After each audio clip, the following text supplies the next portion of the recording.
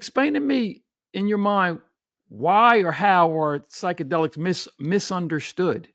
What's the misunderstanding here? Yeah, so when I think about why, that feels pretty clear. So, Mhm. psychedelics, well, mushrooms in particular, were brought to the United States in the 1950s.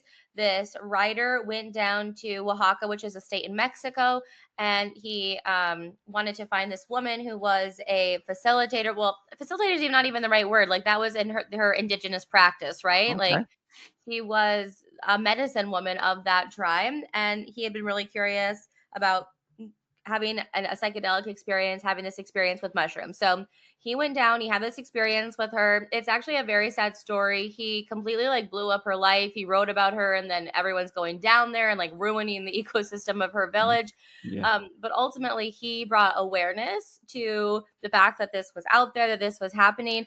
And when research began in the 1950s and the 1960s in the United States, it was all around addiction treatment. So Okay. psychedelics are actually the only substance on the Schedule One list, so psilocybin and LSD, that are non-addictive and non-toxic. There is a negligible chance of toxicity, which in that schedule just refers to like something's ability to kill you, right? So you look at Okay.